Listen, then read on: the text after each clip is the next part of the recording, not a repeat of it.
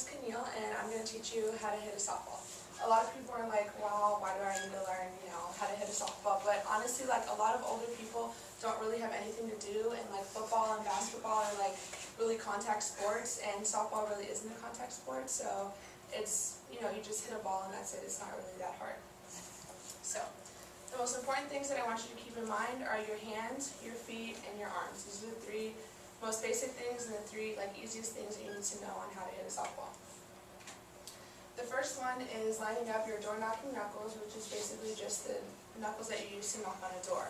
And these are the best ones to use because your big ones aren't really, you might think that your big ones are strong because it's the palm of your hand, but if you stick your finger in your palm and then you squeeze your hand and try to pull it out, it's really easy to pull it out. But if you stick your finger within your fingers and try to pull it out, it's a lot harder because your fingers have more muscles and they're a lot stronger than the palm of your hand.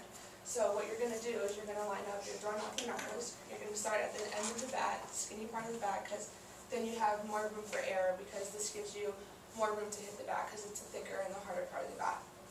And for a righty, your right hand's going to be on top, and for a lefty, your left hand's going to be on top. So you're just going to line it up with your door-knocking knuckles.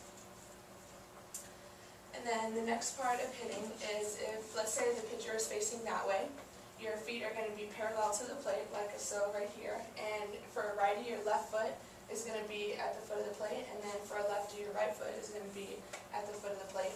So we want to have a good balance. So what we're going to do is we're going to have our feet shoulder width apart, because if you think about it, if your feet are together and somebody tries to push you over, you're not going to have much balance, like you'll probably fall over. But if you have your feet wider apart, then your core is centered and then you're a lot stronger in the middle of your body. So that's why we have our feet shoulder width apart. The next thing is your hands and your arms. You're going to have your hands right by your ear, right here, and the reason that we have our arms right by our ear is because it lets us bend our arms. So your left arm when you hit is right by your ear, so you have your left arm at a 90-degree angle, and for a lefty it's the opposite. It's like this way.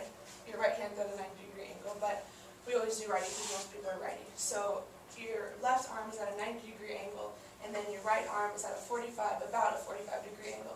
And the reason we do this is because if your arms are extended, you have no momentum.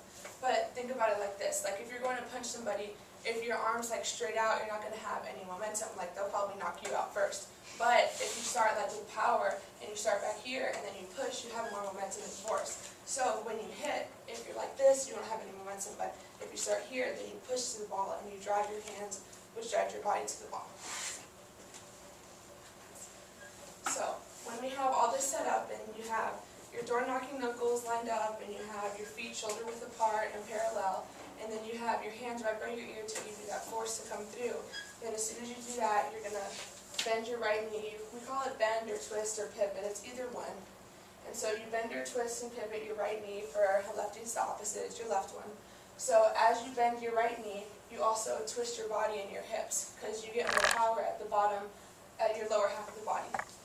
So as soon as you twist your knee and then twist your hips, then your arms come down and then your arms extend and come around in a circular motion.